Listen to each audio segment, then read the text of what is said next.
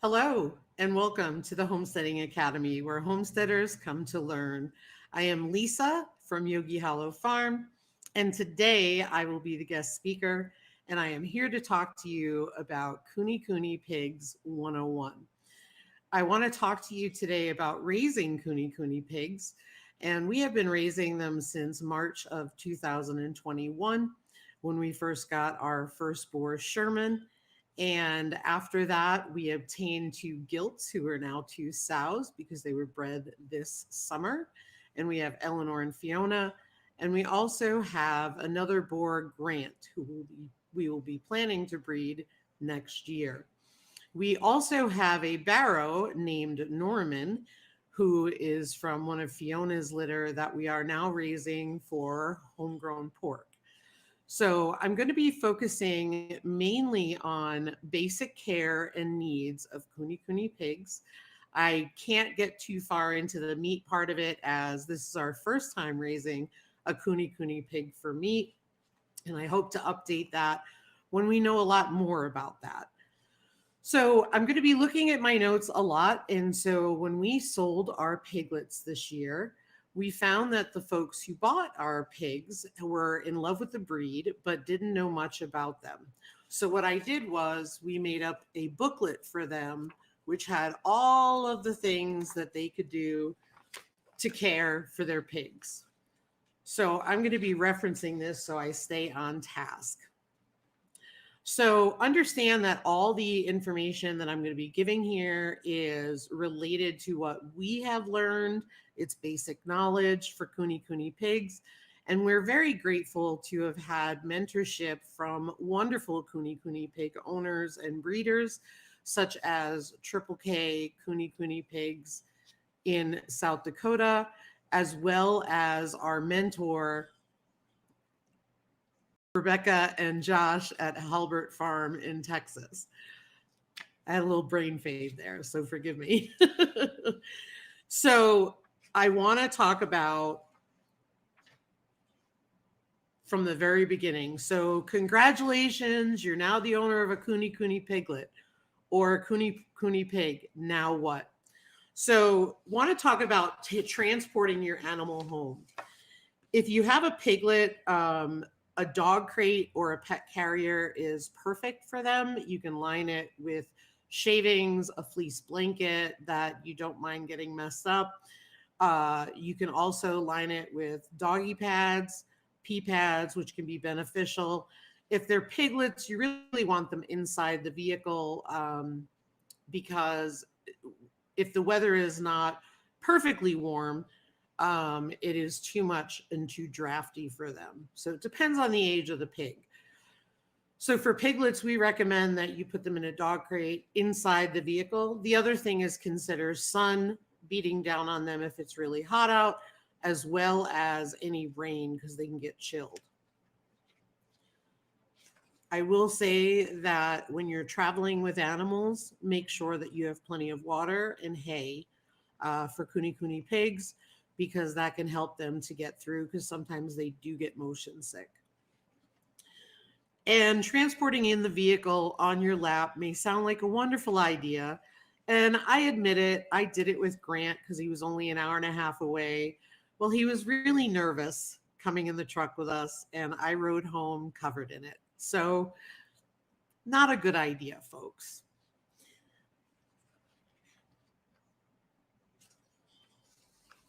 So I want to start off with a little bit of a history on Kune Kune pigs. Obviously, you know they're pronounced Kune Kune. They're a heritage breed from New Zealand, and they're known for the marbled meat that they provide. They're also known as lard pigs, so that's why a lot of homesteaders like them. And they're very slow growing compared to commercial hog breeds, which are, the feeder pigs that we're used to. They're very social animals. They enjoy the company of other pigs and humans when handled often. They're very gentle, but they still don't know their own strength and they can knock you over easily. So you always have to remember that these are animals and they're livestock and they can act unpredictably. They're often said not to root like commercial hog breeds, but in fact they do. They usually do so minimally compared to commercial hog breeds. They tend to respect the fence more and not destroy fencing as much as a commercial hog would do because of their sheer size. They do root in the cooler weather, in the cooler temps, because they want to obtain the nutrients from the roots of the vegetation. And free feeding hay can help to reduce rooting. They're less destructive to fencing and pastures, as I said, and they're very smart animals that can be trained to sit and do tricks. I've seen people do that. The meat pigs take about 12 to 18 months to grow out. You can also butcher them earlier, from what I understand, at 6 months, and you would have what they call a roaster pig. KuneKune pigs are pasture pigs, and so they need lower grain to be fed, and you supplement them with grass or hay. We supplement with alfalfa hay to give them the protein that they need. They are like dogs in the sense that they will convince you they're starving right after they just ate. They're a delightful breed. So I want to talk about some common pig terms. And a boar is an intact male. A barrow is a castrated male. A sow, excuse me, a gilt is a female pig that has never had piglets. A sow is a female that has had at least 1 litter of piglets. Farrowing is the act of a pig giving birth to piglets. And wattles. KuneKune pigs can be born with 0, 1, or 2 of these hanging from the breed's chin. The breed standard, though, is to have 2 wattles. They're just little fat bags with fur on them. So let's talk housing. KuneKune pigs need secure, safe, and clean housing. Should be free of drafts. They need adequate bedding. We use pine shavings from Tractor Supply, and we find them to be the most cost effective. Straw can also be used alone or in combination with shavings. We find that the shavings do a lot better job of holding up for a longer period of time. The bedding should always be maintained and kept dry. Clean, dry bedding is what will keep your pigs healthy.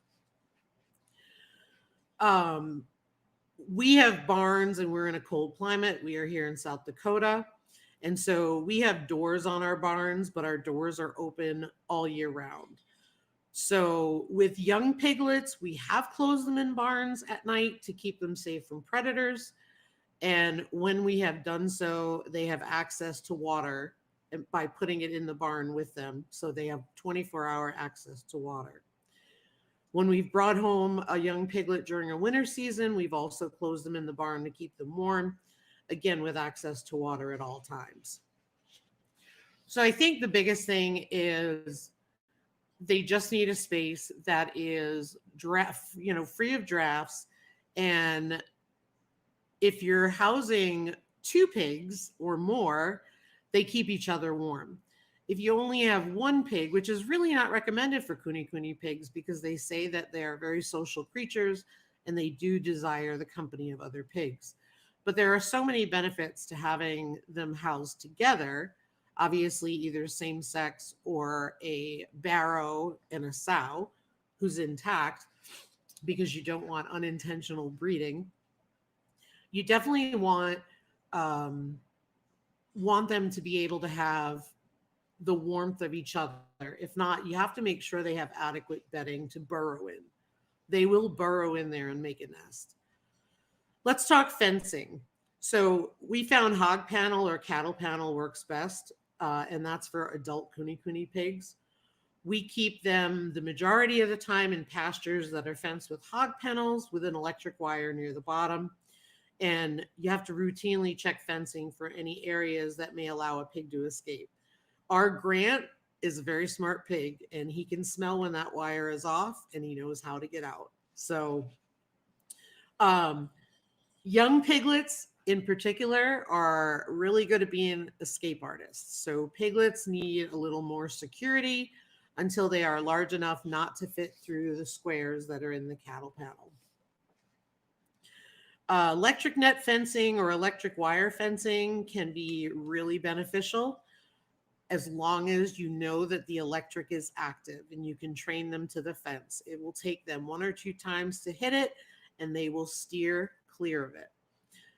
Likewise, if there is a weak spot in the fence, they know it and they will create a habit out of it. And I'll give you an example.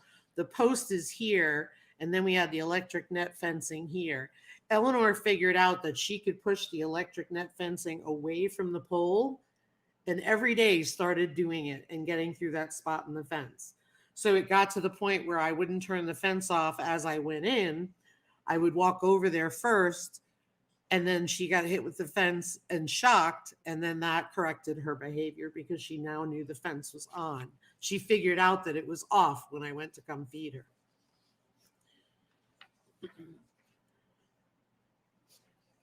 Electric fencing can sound really hurtful to a pig. I've been shocked by the fence, and it's a jolt more than painful.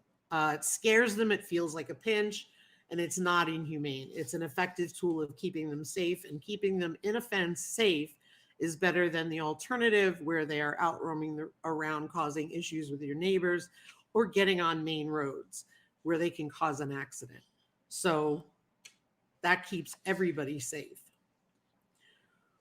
Let's talk a little bit about feed. We feed Country Companion pig and sow feed, which is obtained from a store called Runnings.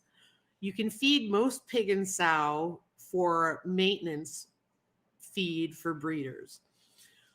And so it's a full nutrition feed. It has 16% protein, and that's the max protein you want to feed a KuneKune pig. And we suggest pig and sow because it contains the nutrients needed for this breed. Lysine is a mineral this breed requires, and there's sufficient lysine in a pig and sow type of pellet. So our piglets were introduced to grain starting at 2 weeks old. They would nurse, and when their mom was fed, a couple of small bowls were put out with feed in them. As time progressed, they became more interested in grain in addition to nursing on their mom. And so they also get access to alfalfa during that time. And as time went on, it was very easy to wean them. They were showing signs of what they wanted to eat, and that they were growing up and they were ready to be weaned. So that was really a great way to do that. Unlike commercial hog breeds, the more you feed a KuneKune pig grain, the more fat it develops versus meat. So you really have to look at their body condition. So I'm going to give you the feeding guide and the recommended feeding amounts. However, this is for maintenance. And then also keep in mind that unlike a feeder pig, you don't want to give them tons of feed to fatten them up, because when you fatten up a KuneKune pig, you'll end up with more fat than you will meat. You want a good balance of fat and meat. So the recommended feeding amounts are from 2 months to 4 months old, a half a cup twice a day. From 4 months to 6 months, it's 3/4 of a cup twice a day. 6 months to 8 months, it is 1 cup twice a day. 8 months to 1 year is 1.5 cups twice a day. 1 year to 1.5 years, it's 1 3/4 cups twice a day. And 1.5 to 2 years and older is 2 cups twice a day. Again, some of that may vary depending on your pig's body condition. And when I say that, it is because, for example, Eleanor is still on the thin side. And so what we have done is we are feeding her double her normal ration twice a day just to bring her weight up. And so once her weight is at a healthy looking standard, then we will go down to her normal one. Grain pellets can be fed dry or wet to adult pigs. We tend to soak our grain pellets because we find pigs are more hydrated and prefer it. It also helps to stretch your feed. So if you think about a dry cup of 2 cups of feed twice a day, it's almost going to double in size. So it's really a great way to feed your pigs. And again, from the hydration standpoint, we find it to be absolutely wonderful. So how we do it is we use a 5-gallon bucket and we put the daily ration of feed for all of our pigs combined in the bucket, and we add water. So it's 2 parts water to 1 part feed. And we do that every time we're done feeding so the grain has a chance to soak sufficiently. So think of like a porridge like consistency for the adult pigs. It's not a science. When in doubt, add a little bit more water. I know that my pigs do not like it if it's too runny. And I have a plastic measuring cup from a dollar store that hangs on the side of the bucket. And then I keep the 5-gallon pail in a cool storage room in our home. And I do it uncovered because if I cover it, it develops mold. Obviously, I'm in a rodent-free storage area and it's on the cool side versus being in a hot place. For piglets, we usually add water and make it on the watery side so they don't choke. And we also like to add in 1 scoop per ration of feed for all the piglets of Meyerson's powdered goat milk for additional nutrition. We do that until they're about 8 weeks old, and we just feel that it really does give them extra nutrition. It helps to boost their immune systems and keep them healthy as they're developing, because piglets are susceptible to a range of diseases.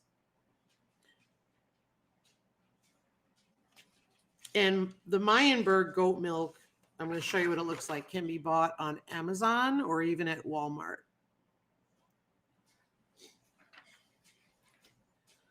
So like I said earlier, keep an eye on your pig's body condition. Sometimes you'll have a few pigs and the one is fatter than the other.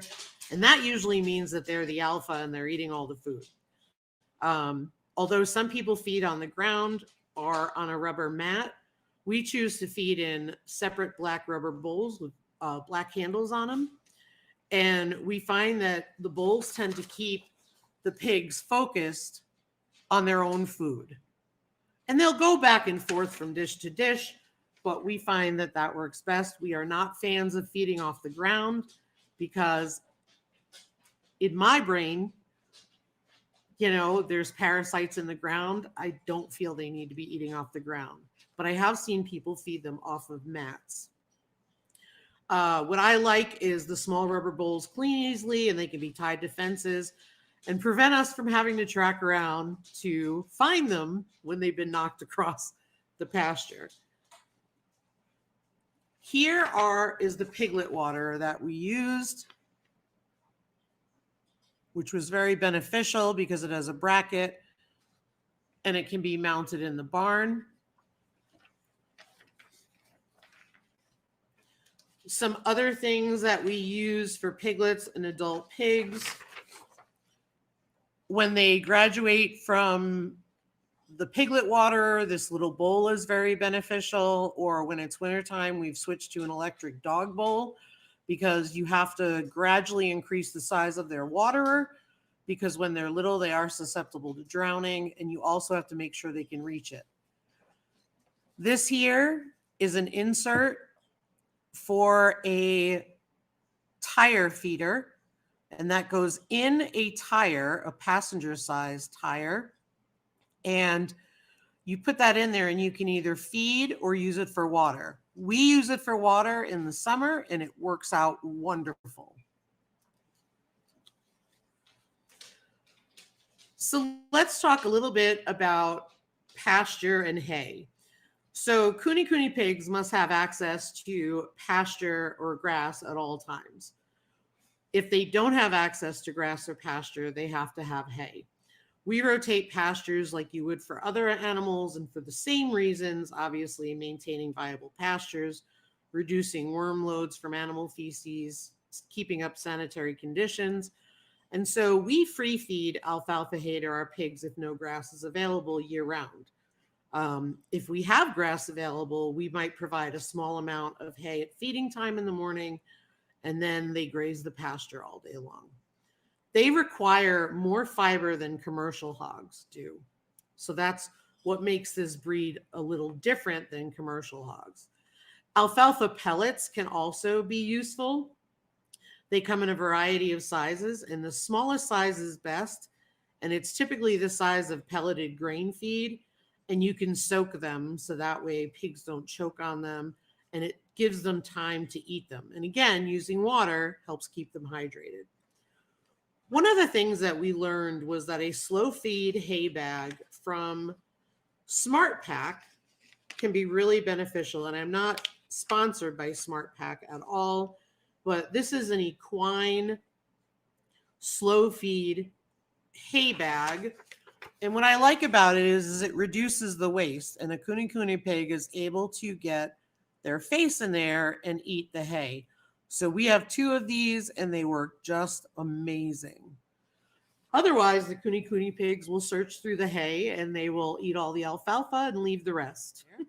Let's talk a little bit about feeding scraps. So aside from grain and grass and the hay we talked about earlier, they love fruits and vegetables. They may leave some behind at first if they're not used to it, but they will do well if repeatedly given fruits and vegetables. I think the biggest thing is, remember, a KuneKune pig is not a dumpster for every scrap you have, and this can impact the meat to fat ratio and interfere with your pig's health and cause the meat to taste terrible. So they're not a pig you feed donuts to. They're not a pig that you feed rotten food to. Don't do it. You want to feed them. You want to think of it this way. Whatever you feed them, you're going to eat. So you want to feed them good, solid, nutritional diet along with fruits and vegetables. Pumpkins are a great resource to feed pigs. They absolutely love it, and it's really good for them. The reason why is this breed, their physical design is for digesting pasture. So they're known to choke on scraps that they are not designed to eat. So that being said, we feed all our vegetables and fruit cut into small pieces. Apples and raw carrots, for example, can cause a pig to choke. So you have to cut it up small if you give it to them. Another example is a banana peel. Banana peels can kill pigs as it sticks to their palate and can kill them. So if you feed things, you have to cut them into pieces. I make it a practice to Google, can KuneKune pigs eat blank every time, just to make sure that I am familiar with what they can eat. They can also get really fat really quickly, and you have to monitor their body condition.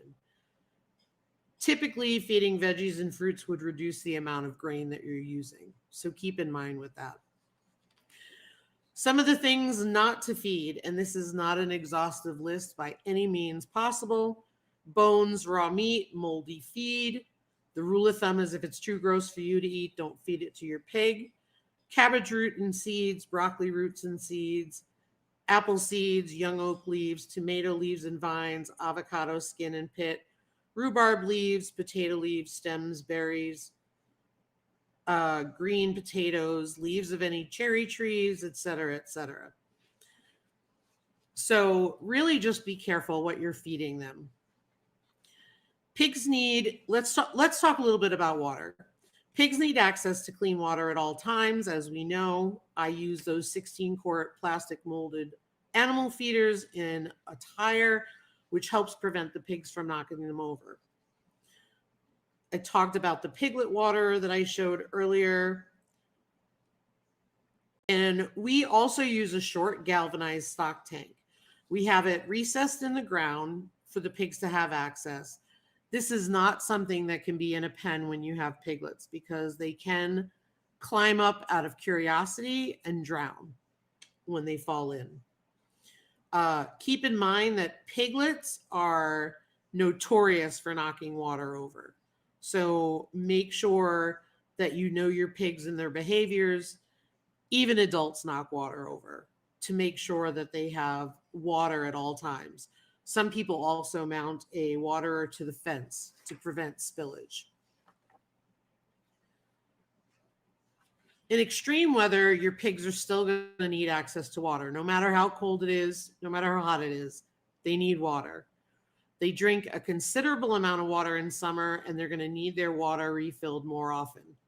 In winter, the water needs to remain fluid so it does not freeze. During these times, we use a stock tank and add the appropriately rated stock tank heater to keep the water flowing. Let's talk a little bit about KuneKune pigs in the heat and the cold. Pigs do not sweat. And I'm going to say that again. Pigs do not sweat. In hot weather, they need access to a means to cool off. A mud hole or waller with water in it works well. The mud helps to prevent sunburn and reduce bugs on the pigs. If a mud hole is not feasible, a sturdy pool with clean water, because they're going to drink from it, can be used in a shady spot. But I do highly recommend that you put these items in shady spots so that way the pigs can go and get relief from it. I find with my pigs, they will literally go sit in their water bowls if they have to, or take their heads and go like this in their water bowls as a means of saying they're hot. And you'd be surprised, it's often not a day that I thought it was that hot, but they are finding it hot. That's one of the challenges when you have litters, is the piglets like it warm and the moms like it cold. So it's really hard finding that balance. Pigs need a shady area to be able to get a reprieve from the sun. If there are no trees available, a shade cloth or a tarp setup can be beneficial. A pig will die in the sun and heat if it has no means of relief. And sometimes they need to be told to go get their relief. So I just make sure that if you have younger pigs, you're keeping an eye on them and you're making sure that they are taking advantage of the shade. As for winter, all the adults require is extra bedding, and they will burrow into it with each other to stay warm. Piglets will also require extra bedding as well and will do the same. What I do is I typically add a bag of shavings right before an extreme cold front, and I just keep adding dry, clean bedding, and I will keep adding and adding. If I find out that one of my boars is urinated in the barn or defecated, I try to clean that out, keep the bedding as dry as well as clean as possible. In extremely cold weather, frigid weather, I will feed a third time during the day, and that's to help them create energy from digestion and keep their warmth up.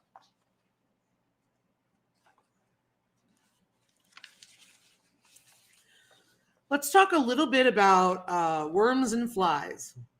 You have livestock, you have flies, you have worms. Pigs, like other livestock, deal with a variety of internal worms and parasites, as well as fly strike. We use fly spray on their bodies, not on their faces, and if needed, fly swat ointment on their ears. Ears are particularly susceptible to fly strike, and very much so the tips of their ears. And what fly strike is the flies create sores on the ears, and then they crack, and then they lay their eggs in the cracks of the skin, which can kill an animal. Fly strike is so much easier to prevent than to treat. Keep a constant eye on your pigs at feeding time. Look their ears over. If you notice a lot of flies on their ears, an ounce of prevention with ointment can deter flies from creating wounds. I can tell you the flies love Sherman's ears. They leave all the other pigs alone, but they love Sherman's ears. And so Sherman routinely gets fly swat on his tips of his ears because they are rough and calloused. And so we're always looking to prevent any fly strike from happening. We also clean his ears with antiseptic and then apply blue coat spray and then the fly swat ointment, just to really double down on it. And it's because we want to make sure we're getting in those little cracks that he has on his ears to make sure if anything's in there, we're killing it. For deworming, we deworm every 3 months, and we rotate between ivermectin and fenbendazole. One time ivermectin, the next time fenbendazole. For ivermectin, we use the equine apple-flavored paste given in a small piece of bread, followed by feeding time. The fenbendazole by brand is called Safeguard, and it's pelletized. We take the correct ratio of pellets for 1 day and add to the bucket of water and feed mix, and we let them soak until they're completely dissolved, and we mix it well. We then feed this mix for 1 feeding each day for 3 days. And when you're deworming in the bowls using Safeguard, I highly recommend getting separate bowls, and if at all possible, trying to lay all bowls down pretty close together in timing, so that way they're all getting their own dose of the medication. Recently, we have used Dectomax, and Dectomax was also because we suspected but did not confirm mites in our pigs. I think it ended up being an allergy or because they had blown their coats. However, we wanted to just make sure we were nipping it in the bud. Dectomax was an injectable medication that not only killed mites for pigs, but it also deworms, and they were due for worming treatment, so that worked out perfectly. One thing to be aware of is the FDA ruling for over-the-counter medications will be changing as of June 2023. So things like Dectomax will no longer be available without a veterinarian prescription.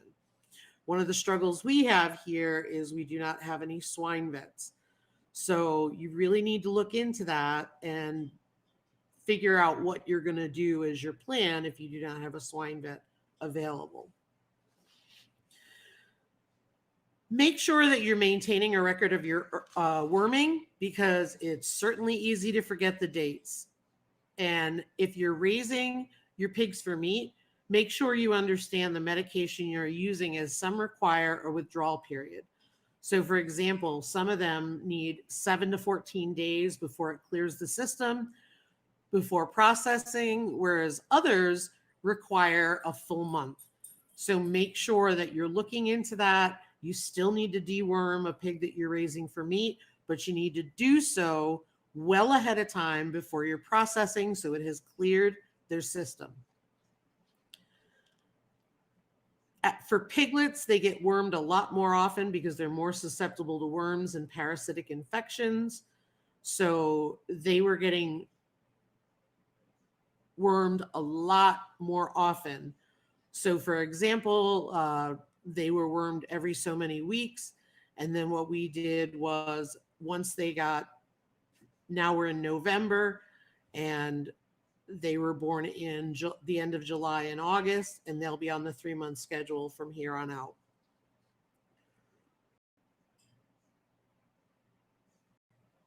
One of the other things I want to emphasize, as with all livestock, worms and parasites are greatly reduced by cleanliness. They can also live in pens for years and years and years. So that being said, no matter how clean your pen is, things can happen.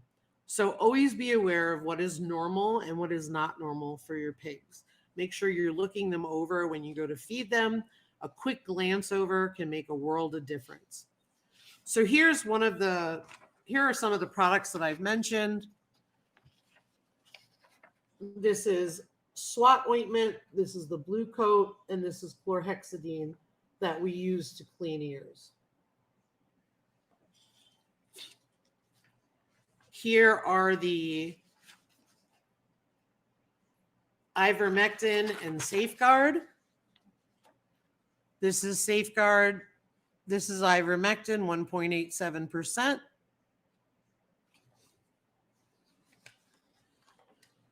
Let's talk a little bit about healthy pig facts. Pig's temperature is 102 degrees Fahrenheit.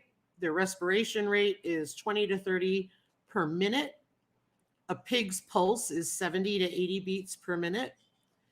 And for reproduction, heat cycles occur in mature gilts sows every 18 to 21 days. Signs of heat are more easily detectable in sows versus gilts. When our girls, we were trying to breed them, it was not obvious. and they were both gilts. And it was a big thing. It was so hard to identify. And all I kept thinking was, I know what the signs are. This is not that hard. But there's a huge difference between a gilt and a Kune Kune sow, from what I understand. Obviously, our next go around, we will see that. So don't drive yourself crazy. Standing heat is when a gilt or a sow stands for the boar, and usually lasts 24 hours. You can literally push on her back and she will not move. Boars are biologically mature before they are mentally mature. What do I mean by that? Could be 6 months, the boar could be biologically ready to reproduce. However, mentally, they are not mature enough. So usually they recommend that boars breed at a year or more. And the same thing for, excuse me, the same thing for a gilt is you want to breed them at about 1 year or so.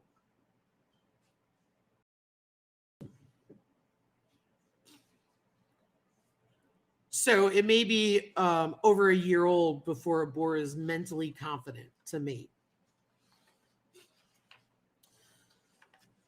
I want to talk a little bit about predators. And so obviously piglets are susceptible to predators. We've taken precautions at night and we have penned them up. We've also taken precautions by putting multiple pigs in one pen. That's why we have 2 sets of breeding stock, 2 boars and 2 sows, because we want them to have somebody in there with them so that way if a predator comes in, to see how they will defend themselves and help each other out.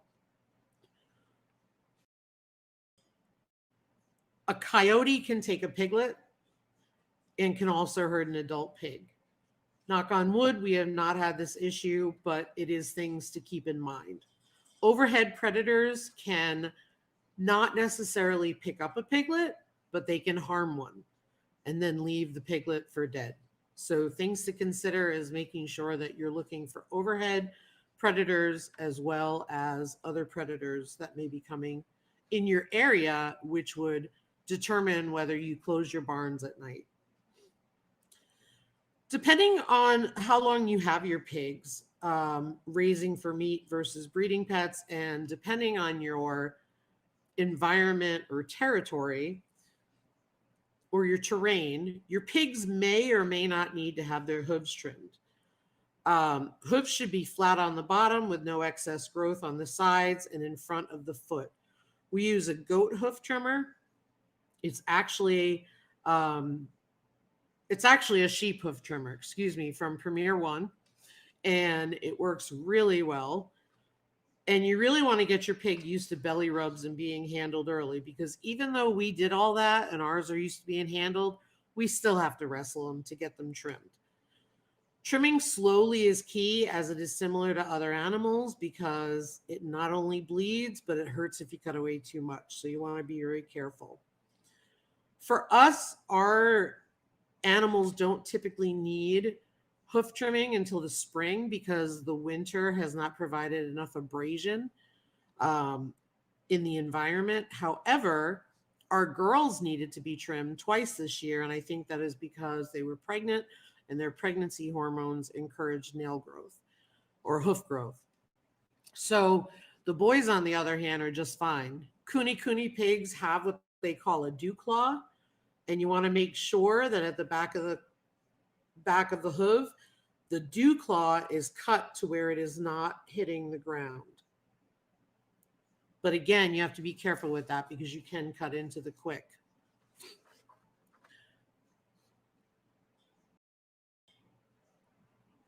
So I appreciate you putting up with me looking at all my notes, but I really wanted to stay focused and on track for this and make sure that I was getting you all the right information rather than going off track. I think that for Kune Kune pigs, they've really brought a lot of joy to me. To us, we really love them. They've been a lot of fun to raise. They are similar to dogs in that, they'll run over to see you. They want your affection. They want your attention. They are just a really easy to handle breed for a smaller homestead. And one of the other benefits is, the minimal grain intake helps to make them more affordable to a lot of folks. And so sometimes people think, oh, well, the pig itself is expensive. But you also have to factor in the other things that maybe, goes into raising a pig, right? So you have to decide, do you want to overwinter them? Do you not? Then maybe a Kune Kune pig isn't for you if you don't want to overwinter them. But we're currently raising Norman for meat, and that's going to be our own learning experience because that is different than raising the breeders that we have. But we did raise 2 litters this year, and it was a wonderful, wonderful learning experience because we learned so much about the breed, and it's really making us up our game on things. So, well, I hope that you found this helpful. I'd like to throw it out there. If you have any questions or if you want to know more information, please feel free to comment down below or in the chat box. I will be in there for a little while, and let's talk about it. Let's talk about Kune Kune pigs. But I hope this was helpful, and I hope everyone has a wonderful day. Thanks so much for watching. Take care.